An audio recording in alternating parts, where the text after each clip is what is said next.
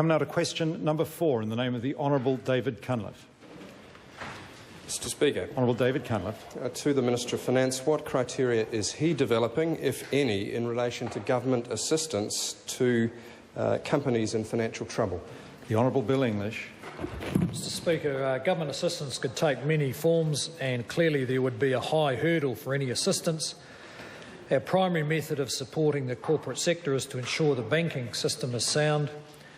All companies should look to all commercial options before considering any approach to the government, and we've consistently said any government assistance would be a last resort.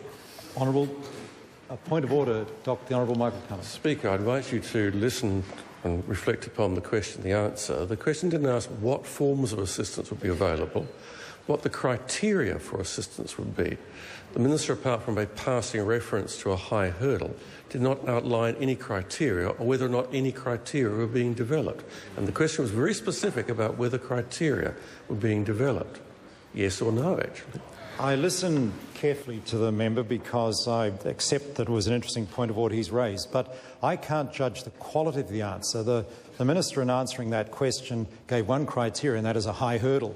Now, I can't judge whether that is a good quality answer or not. The member has the chance to delve further into that with supplementaries, and I invite the Honourable David Cunliffe to do that.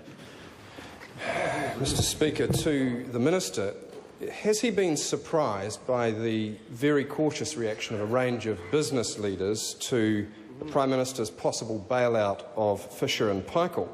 And could this, in his view, lie behind the Prime Minister's clarification today that what was unthinkable to allow business to fail on Monday does not now constitute an assurance?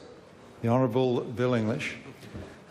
Mr Speaker, no, I'm not surprised by the cautious reaction. I think anyone would be cautious about government taking steps to assist the business in recession, and that is why the hurdles for any assistance have to be very high. Craig Foss. Thank you, Mr Speaker. Supplementary to the Minister. What steps has the government already taken to provide assistance to companies and business? The Honourable Bill English. Mr Speaker. Honourable Bill English. Mr Speaker, the government has supported a very significant program of fiscal stimulus to the economy, which will inject around $9 billion that the government will be borrowing into the economy over the next 2 years.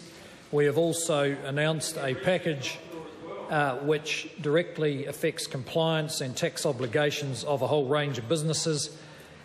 Just last week we announced that we were bringing forward $500 million worth of infrastructure, and businesses fully supportive of the government's regulatory reform program, which is intended to lighten the load on business and build confidence for them to invest, with such steps as the changes to the Resource Management Act, which are now well underway. The Honourable David Cunliffe. Has the Minister any advice as to the cost, say, to Fisher and Paykel of the removal of the R&D tax incentives?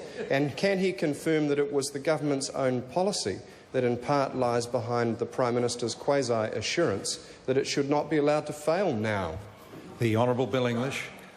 Mr Speaker, the member may be surprised to know that many firms have much more challenging issues than the abolition of the R&D tax credit. And I might say, in discussions I've had with firms, a number of them have told me they spent more on the consultants they employed to work out what they'd be able to claim than they would actually be able to claim. In one case, $70,000 on consultants who told them they'd be able to claim $20,000 in deductions.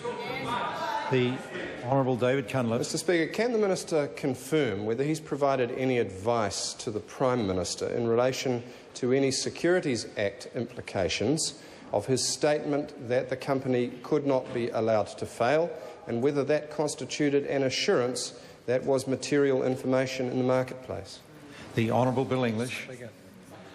Mr Speaker, I wouldn't want to confirm any version that member gives of what the Prime Minister may have said, but the Prime Minister is knowledgeable in these matters and takes expert advice on them.